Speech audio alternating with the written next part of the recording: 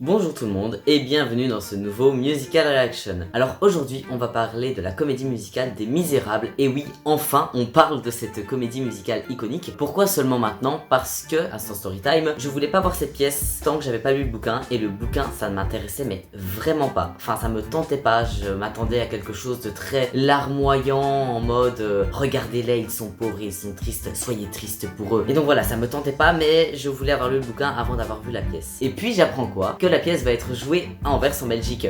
Je pouvais pas décemment louper ça, du coup j'ai lu le bouquin et maintenant c'est mon livre préféré hein. Voilà, c'était pas du tout l'histoire longue et chiante à laquelle je m'attendais, bien au contraire. Déjà c'est super bien écrit, donc c'est juste incroyablement agréable à lire. L'histoire est vraiment très intéressante, tous les personnages sont incroyablement bien écrits aussi. Il y a des retournements de situation, c'est dynamique, il y a de l'action. Franchement Les Misérables, pour ceux que ça tente pas, vraiment n'hésitez pas, allez-y mais les yeux fermés, lisez ce bouquin. Bon il y a 5 tomes donc c'est un petit peu long, mais c'est tellement agréable à lire et t'es tellement pris dans l'histoire qu'au final ça te dérange pas du tout. Pardon, j'ai un peu caché le soleil qui me tapait dans la tronche. Du coup reprenons où nous en étions, ce qui fait que j'ai lu Les Misérables, j'ai adoré, bon même si j'avais pas aimé j'aurais été voir la pièce hein. Et c'est de ça qu'on va parler aujourd'hui, de la version que j'ai vue à Anvers en fin octobre 2023. Alors du coup, avant d'entrer dans le vif du sujet, Les Misérables, de quoi ça parle? C'est très compliqué à expliquer parce que c'est une histoire très dense où il y a beaucoup de personnages, beaucoup de sous-scénarios qui au final se rejoignent les uns les autres,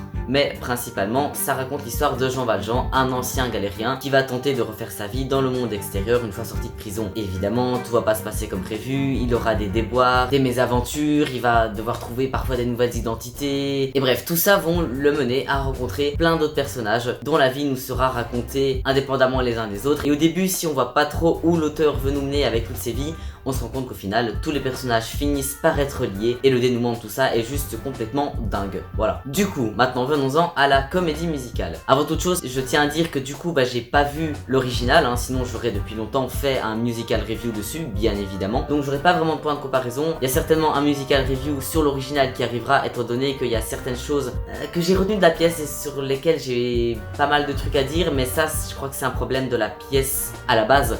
Donc je m'attarderai plus sur ces points là quand j'analyserai la pièce pour un musical review. Mais du coup c'est parti, le musical reaction des Misérables à Anvers. Je vais essayer de faire dans l'ordre, donc chanson, costume et mise en scène. On va commencer par ce qui va le plus vite. Donc d'abord les costumes, j'ai pas énormément de trucs à dire. Les costumes étaient bien. Ils étaient pas spécialement incroyables niveau maquillage etc, mais ils étaient pas médiocres. Enfin vraiment c'était des très bons costumes qui faisaient clairement le taf. C'est pas forcément ce qui a retenu principalement mon attention. Voilà, donc on va direct passer à la suite parce que j'ai pas grand chose à dire de plus sur les costumes en toute honnêteté. Les chansons, de manière globale, je trouvais qu'elles allaient très bien les unes avec les autres sans être vraiment similaires. Ce que je veux dire c'est qu'il y avait vraiment une continuité dans les chansons parce qu'il faut savoir que les scènes s'enchaînent très vite et que ça chante tout le temps. Donc il faut que ce soit fluide, logique, et les chansons arrivent vraiment à s'enchaîner les unes après les autres sans que ça ait l'air bizarre, tout en donnant cette impression de fluidité sans qu'on ait l'impression que ce soit une seule et même longue chanson un peu barbante. Là c'était clairement pas le cas parce que chaque chanson a vraiment son ambiance propre, son univers propre. Elles sont toutes dans la même vibe de Les Misérables. Je trouvais qu'elles retranscrivaient très bien l'ambiance des livres, mais en même temps en étant chacune très différentes les unes des autres. Il y en a des super dramatiques, il y en a des calmes, il y en a des tristes, des émouvantes. Elles sont à la fois très différentes et très similaires, ce qui fait que ça donnait une globalité, que ça formait un tout vraiment très cohérent et très agréable à écouter. Mais de toute façon je parlerai plus des chansons pour ce qu'elles sont quand je ferai mon musical review sur Les Misérables, mais en tout cas là elles m'ont laissé une très bonne impression et aussi très bonnes interprétations. Les acteurs chantaient tous vraiment super bien. Il y a juste Marius, j'aimais un petit peu moins sa voix et de manière générale je trouve que les Marius qui sont castés sont un peu trop âgés pour qu'on s'identifie vraiment au Marius du bouquin, mais bon ce n'est qu'un détail. Ils avaient tous des voix mais incroyables. Et puis aussi je fais un mini point traduction, c'était très bien traduit. En général les néerlandophones sont très doués pour traduire les chansons de comédie musicale. La plupart du temps je trouve que les traductions de pièces à la base allemandes ou anglaises que sais-je sont même mieux traduites en néerlandais qu'en français, c'est dire. Une traduction qui m'a particulièrement marqué et pour ma chanson préférée, le titre français c'est Seul devant cette table vide. À un moment le chanteur dit seul devant cette table, bah voilà il dit seul devant cette table vide, en fait il dit le titre. Là en néerlandais si je traduis littéralement ça disait devant ces tables et ces chaises où vous mes amis n'êtes plus. Je trouve ça mais super beau et rien que de redire cette phrase j'en ai des frissons en pensant à la mise en scène qu'il y avait et tout, enfin bref. Alors maintenant on va passer passer au plus gros point, le point mise en scène. Alors je vais d'abord parler des décors en eux-mêmes, ils étaient mais incroyables, ils étaient vraiment super travaillés, que ce soit les bâtiments, les accessoires. Celui qui m'a le plus marqué c'est clairement la barricade. Il y a un moment, un très long moment dans le bouquin Les Misérables qui se passe derrière une barricade qui est très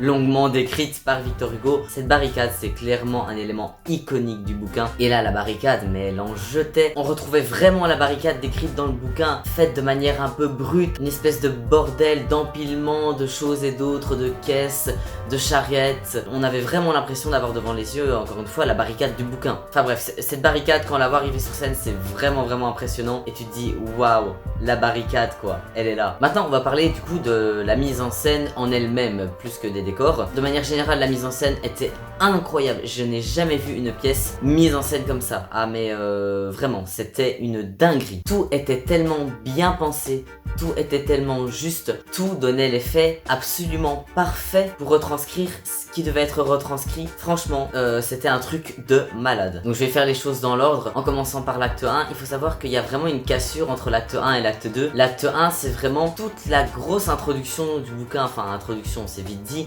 mais toute la première partie du bouquin, enfin première partie, disons que c'est les 3-4 premiers tomes qui sont retranscrits dans l'acte 1. Alors ouais, ça fait beaucoup, mais je reviendrai là-dessus après. Et donc l'acte 1 c'est vraiment toute une histoire qui s'enchaîne un peu presque sans interruption. Et puis on a l'acte 2 où là on est derrière la fameuse barricade, et là les choses sont plus posées, et c'est plus ce fameux moment là qui est décrit, comme si tout l'acte 1 avait été mis en scène pour arriver au moment fatidique qui est celui de la barricade. Du coup, commençons par l'acte 1. J'ai dit que toutes les scènes s'enchaînaient. Ça peut paraître dit comme ça très indigeste, mais c'était tellement bien fait qu'on n'avait pas l'impression d'avoir trop d'informations ni quoi que ce soit, bien au contraire. Bah déjà, j'ai parlé de la fluidité de l'enchaînement des chansons, hein, ça aide très clairement aussi, mais la mise en scène n'est clairement pas en reste. Donc on suit vraiment l'histoire de Jean Valjean. Ça commence, on voit des forcenats sur un bateau en train de pagayer, qui chantent tous un peu leur désespoir en se demandant vers où est-ce qu'on va comme ça, quand est-ce que ça va s'arrêter, c'est pas une vie. Et à la fin de cette chanson, on a du coup Jean Valjean qui est libéré, et c'est ainsi que tout commence. Et donc l'acte 1, on suit les aventures de Jean Valjean, et tout est vraiment bien fait. Les enchaînements de scènes sont parfaits. On voit clairement quand c'est la nuit, quand c'est le matin, quand il y a une ellipse, dans quelle situation le personnage se trouve. Et ça, c'était vraiment pas évident, parce que du coup, on suit toute une vie pratiquement, en tout cas une moitié de vie, une grosse partie de vie. Et du coup, il y a effectivement les jours qui s'enchaînent, l'état d'esprit des personnages, mais également les lieux, et les enchaînements de décors sont juste parfaits, parce que tout est lié ensemble en fait. Il y a la musique, les chansons, les costumes aussi. Il y a des personnages qui parfois sortent de scène pendant 2 secondes et puis reviennent totalement changés. Je ne sais pas comment ils font, c'est un véritable miracle. Enfin bref, la mise en scène arrive très clairement à te faire comprendre ce qui se passe, s'il y a une ellipse, dans quel lieu se trouve le personnage. Franchement, j'ai rien à dire. C'était vraiment pas un pari facile vu le nombre d'événements qui s'enchaînent, mais là ils l'ont fait mais de manière spectaculaire. Et puis vient l'acte 2 où là, comme je le disais, les choses sont plus posées. Là du coup je vais clairement m'attarder sur des scènes précises qui m'ont marqué, et Dieu sait s'il y en a eu. Donc voilà, on a cette fameuse barricade. Nos personnages sont barricadés parce que c'est une révolte, et donc bah voilà, il y a des coups de feu, il y a des gens qui meurent, c'est inévitable. Et il y a un passage comme ça où il y a plein de personnes qui se font tirer dessus de derrière les barricades, et on les voit, ils chantent en même temps, et petit à petit coup de feu, et puis l'un s'arrête et puis tombe sur le sol, et c'est super bien chorégraphié, parce que oui, ça je l'ai pas précisé, mais même dans l'acte 1 il y a des chorégraphies, c'est ce qui fait que tout s'enchaîne aussi bien et de manière aussi agréable à l'œil. Dans l'acte 2 c'est pareil, les chorégraphies sont toujours là, et cette chorégraphie de gens qui se font tirer dessus et tombent morts sur le sol, c'était très marquant. Mais ce qui m'a surtout marqué, c'est un passage où l'un des personnages monte sur la barricade brandissant un drapeau en main, et puis à un moment il y a des coups de feu, d'un coup les lumières s'éteignent, il y a juste un halo de lumière qui vient du fond de la scène, qui est projeté sur le personnage de dos, debout sur la barricade, de sorte à ce qu'on ne voit que sa silhouette qui se dessine au travers de la lumière, et on voit d'un coup sa silhouette avec ce drapeau en main qui s'arrête net dans ses mouvements, et puis on le voit tomber droit sur le sol. Mais de l'autre côté de la barricade, il tombe pas vers nous, il tombe vraiment de l'autre côté, et on a vraiment l'impression qu'il a juste disparu, ce qui donne vraiment cet effet de il est mort, et du coup il disparaît totalement de nos yeux, et c'est un effet mais tellement marquant. Franchement, ils auraient pas pu rendre cette scène plus impactante. Je n'ai pas les mots. En fait, si j'ai les mots, j'en ai beaucoup trop, j'arrête pas de parler, c'est le concept des vidéos. Il y a une autre mort de personnage, mais là aussi qui a été mise en scène, mais de manière tellement originale, tellement incroyable, tellement recherchée, c'était trop bien. C'est un passage où tu as un personnage qui est sur un pont, qui va se suicider et se jeter dans la flotte. Voilà, il y a une espèce de petite barrière, il est sur la barrière de pierre du pont, il s'apprête à sauter, et il commence à chanter, et la dernière note de sa chanson, c'est un long et puis ça se transforme en cri parce qu'on voit le personnage tomber dans l'eau. Donc déjà ça c'est super recherché, voir cette chanson déjà très prenante puis qui se transforme en cri parce que le personnage tombe dans l'eau, c'est super bien pensé. Et puis la mise en scène en elle-même, plutôt que de le voir se jeter dans l'eau comme ça avait été fait précédemment, surtout que il serait juste tombé et déjà de 1 il serait tombé face à nous, vu que quand il chantait il était face à nous, et on l'aurait vu juste tomber sur le sol, ce qui n'était pas le cas avec la barricade qui cachait complètement l'autre côté de la scène. Et puis aussi il aurait pas eu le temps de le faire selon A, qui marque quand même la mort de ce personnage qui est très très impactante et n'est pas du tout un fait anodin dans l'histoire. Du coup ce qu'ils ont fait pour vraiment donner l'impact de cette mort, l'impact de cette chute qui dure parce que le pont est quand même relativement haut, au moment où il y a selon A, le décor derrière le personnage change et se transforme petit à petit en remous, comme si de l'eau apparaissait derrière lui, et de l'eau apparaît vraiment derrière lui projetée sur le fond de la scène et toutes les lumières autour s'éteignent de sorte à ce qu'on ne voit plus que l'eau derrière lui et que tout le reste ne soit que néant, que le pont a totalement disparu et il est passé imperceptiblement de debout sur ce pont à cette chute libre et inarrêtable, comme si le personnage avait d'un coup été filmé de haut en train de tomber vers les remous. Et c'est tellement bien fait. On a la chanson, cette fameuse dernière note, cette mise en scène qu'ils ont fait avec la projection en arrière, ce jeu de lumière, et puis le jeu du personnage qui fait vraiment des mouvements comme si il tombait en ralenti en criant. C'était juste beaucoup trop bien fait. J'ai jamais vu ça, c'était une dinguerie. On avait vraiment l'impression que d'un coup il s'était retrouvé en train de tomber dans l'eau alors que la seconde d'avant il était debout face à nous. J'ai vraiment rien à dire. C'était juste complètement grandiose. Et des scènes comme ça, il y en a à l'appel, tout me revient pas forcément et je vais pas en parler pendant 3000 ans. Je suis sûr que par la suite il y en a d'autres qui vont me revenir comme ça, mais ça c'est clairement les deux qui m'ont le plus marqué. Maintenant on va passer au passage aussi plus solennel, plus émotif. Le fameux passage de devant cette table vide, c'est un passage très très émouvant où on a un personnage qui revient se recueillir sur la tombe de ses amis morts. Le personnage arrive dans un endroit où il n'y a rien à part des bougies sur le sol et petit à petit pendant que le personnage chante, il y a tous ses amis morts dont il parle qui sortent de l'obscurité pour chacun venir se placer devant une bougie, comme si chacune des bougies représentait l'âme de ses amis qu'il est en train d'évoquer, et c'était si beau et si émouvant. C'est très simple mais ça suffit parce que c'est une scène tellement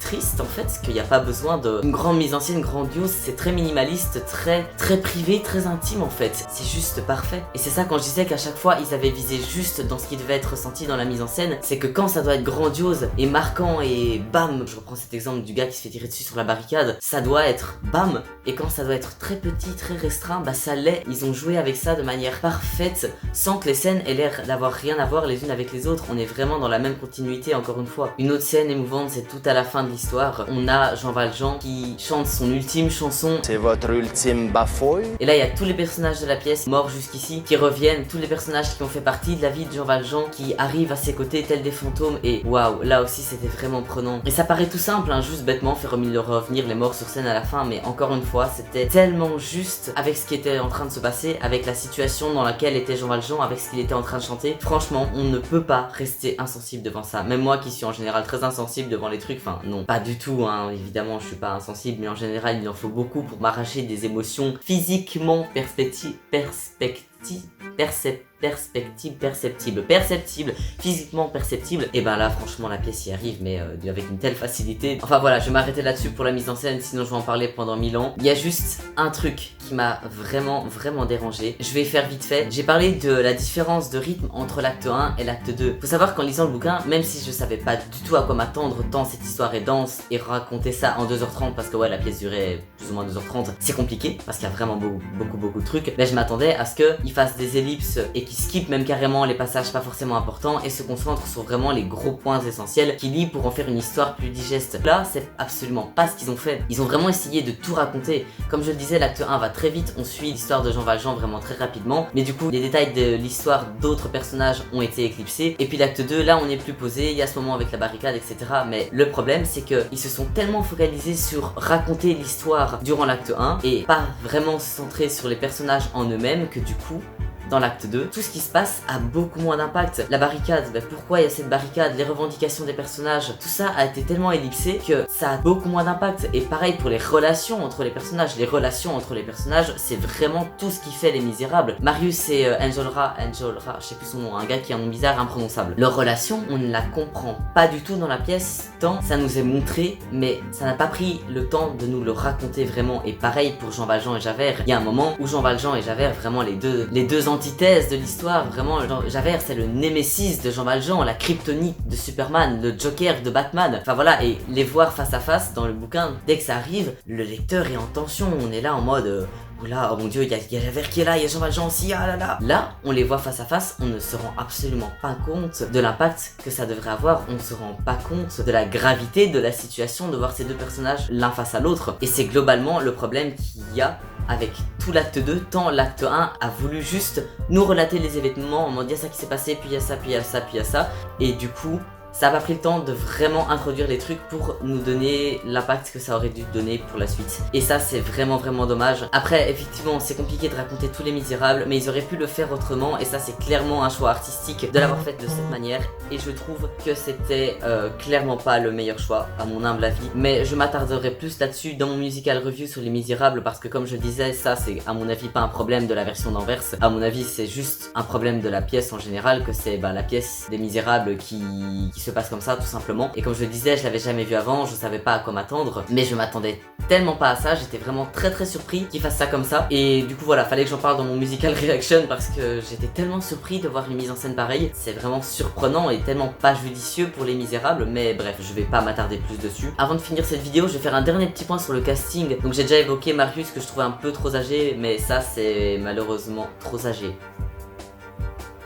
Trop âgé. À part ça, globalement, les acteurs étaient bien castés. Ceux qui jouaient les Thénardier, mais ils étaient incroyables. Ils étaient vraiment dingues. Ils jouaient à la perfection ce cynisme, cette antipathie qu'on a pour eux. Franchement, les Thénardier étaient juste parfaits. Et globalement, tout le monde était très bien. Hein. Jean Valjean, Cosette, Fantine, j'ai pas grand chose à dire sur eux parce qu'il y a tellement de personnages et comme je disais tout va tellement vite au début que ils font plus partie d'un tout que être vraiment là pour eux-mêmes, à part éventuellement Jean Valjean et Marius, mais même Jean Valjean ne se démarquait pas plus des autres en fait et c'est ça le problème. C'est même pas une question de casting, hein, j'en reviens toujours à ce même problème dont j'ai parlé tout de suite, c'est que les personnages en eux-mêmes n'ont pas plus d'impact et même Jean Valjean qui est il y a beau avoir beaucoup de personnages dans le bouquin et parfois on parle pas de Jean Valjean pendant des centaines de pages, ça reste Jean Valjean, tu joues Jean Valjean, tu joues pas n'importe qui. Jean Valjean, Jean fucking Valjean. Et là, le comédien qui le jouait se démarquait à peine des autres personnages. Ils étaient presque tous sur un pied d'égalité, ce qui est vraiment dommage. Et c'est clairement pas un défaut d'interprétation. Hein. Ah non, pas du tout. Ils étaient tous incroyables. C'est vraiment un problème de mise en scène de la pièce. Ah oui, et d'ailleurs par rapport à ça, je parlais des relations entre les personnages.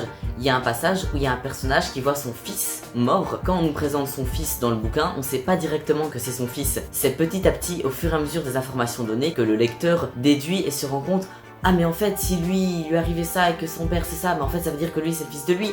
Voilà, bref. Là dans la pièce, j'ai même pas l'impression que ça a été dit du tout que c'était son fils. Et donc il y a le passage où il voit son fils mort et le gars il a aucune réaction et ton fils est mort. Ok, tu l'aimais pas beaucoup, ok, t'en avais pas grand chose à faire, mais c'est quand même ton fils. Donc voilà, deux problèmes d'impact. Impact pour le spectateur qui, je suis sûr, si t'as pas lu le bouquin, tu ne sais pas que c'est son fils. Et puis impact du personnage dans la pièce, c'est pas laissé que son fils soit mort. Enfin, il y a des limites quand même, c'est triste. Bref, revenons-en au casting. Voilà, par ça, globalement, pas grand chose à dire de plus sur le casting, par éventuellement Fantine, donc la mère de Cosette. Elle était castée par une métisse, ça je m'en fiche en soi. Par exemple, Harry Potter et l'Enfant Maudit, le dernier comédien en lice qui le joue, il est black. Qu'est-ce qu'on s'en fiche, ça n'influe absolument pas l'histoire qu'Harry Potter soit black, c'est même le concept des comédies musicales, c'est que ça peut être joué par n'importe qui, et c'est ça le but d'être comédien, c'est de pouvoir jouer n'importe quoi. Mais si ton physique a une importance dans l'histoire, là je crois que ça doit quand même être pris en compte. Là, ce qui me dérangeait, c'est que c'était pas le cas. Dans le livre, Fantine a de grandes similitudes physiques avec sa fille Cosette. Cosette qui est peau blanche, cheveux blonds, yeux bleus, enfin yeux bleus je suis même plus sûr, mais bon c'est le cliché de voilà, on s'en fout de sa couleur d'yeux, bref. Surtout qu'à la fin, t'as un passage où le fantôme de Fantine revient, un passage où Cosette est là, sans la voir. Et si on avait vu, parce que Cosette n'a pas connu sa mère, et si les actrices s'étaient ressemblées physiquement parlant, ça aurait eu tellement plus d'impact. C'est vraiment mère et fille, elles se ressemblent tellement, on voit tellement qu'elles sont de la même famille. Malgré cette ressemblance physique, les deux ne se sont jamais connues et l'une ne sait même pas qu'il y a le fantôme de l'autre qui est là alors que c'est quasiment la même personne, elles sont vraiment par l'une de l'autre. Et là, étant donné que Cosette était effectivement blonde et que l'actrice était métisse, elles ne se ressemblaient pas du tout. Surtout que le spectateur fait à peine le lien entre la mère et la fille étant donné que, comme je le disais, comme le début va si vite, l'impact de Cosette qui est la fille de Fantine n'est pas aussi prenant que dans le bouquin. Et du coup, là où l'impact devait être mis, c'était vraiment sur la ressemblance physique des deux personnages, et c'était pas le cas. Et du coup, ça enlevait vraiment quelque chose, et je trouve ça dommage. Après, voilà, l'actrice jouait super bien, elle chantait super bien, j'ai vraiment rien à dire. C'est juste que pour moi, elle aurait dû plus ressembler à Cosette, surtout avec cette mise en scène qu'ils avaient faite. Le physique et l'apparence des personnages étaient vraiment très important, étant donné qu'on n'a pas eu vraiment les descriptions des passages un par un. En même temps, si j'avais fait ça un par un, la pièce aurait duré 1000 ans, mais ils auraient pu faire ça différemment. Bref, on arrête de parler de cette mise en scène, on arrête de parler de ça. Quoi qu'il en soit, nous arrivons maintenant à la fin de la vidéo. J'ai dit globalement tout ce que j'avais à dire sur cette version que j'ai vue à Anvers. C'était vraiment bien.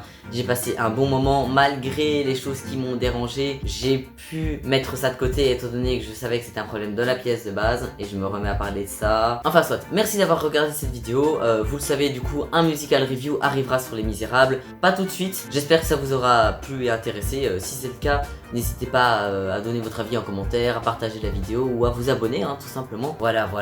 Sur ce, je vous souhaite une bonne journée, une bonne soirée, et je vous dis à la prochaine.